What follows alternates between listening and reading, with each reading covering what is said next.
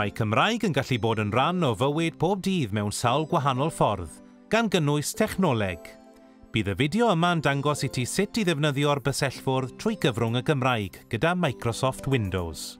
Sicrha bod bysellfwrdd Cymraeg wedi cael ei roi ar dy gyfrifiadur. Fe fyddi di'n gweld CY neu CYM ar waelod y sgrin os yw hwn gen ti. Mwyn cael gwybod sut mae gosod bysellfwrdd, gwyliau ein fideo ar Gymreigio Windows 8 neu ar Gymreigio elfennau ychwanegol Windows 7.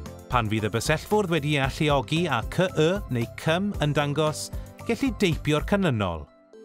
Acen grom neu do bach.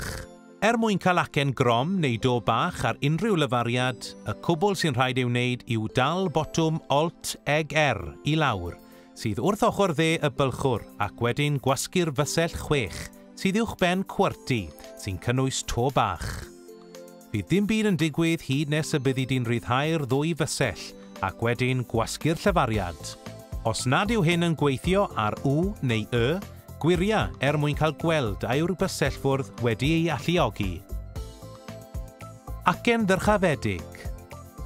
Os yn deipio acen ddyrchafedig, fel yn caniatáu, dalia Alt-R i lawr a gwasgu unrhyw lyfariad.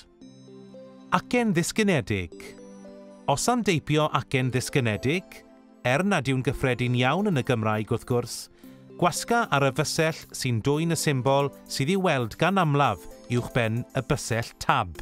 Yna ei ryddhau ac wedyn gwasgu unrhyw lyfariad. Didolnod. Os wyt ti am deipio didolnod, enghraifft yn y gair partïon, mae'r egwyddor yn debyg. Dalia Alt-R i lawr, gwasga'r fysell 2 uwchben QWERTY sy'n dwyn y symbol dyfnodau neu ddiddolnod. Ryddha ddwy fysell a gwasga'r llyfariad yr wyt ti angen. A dyna'r camau i'w dilyn mwyn defnyddio'r bysellfwrdd ar gyfer cael acenion Cymraeg gyda Microsoft Windows. Mae gwneud y pethau bychain a chynyddu dy ddefnydd Cymraeg o dechnoleg yn bwysig a gellir gweld rhagor o fideos sy'n rhoi cyfarwyddyd pellach trwy fynd i'n gwefan.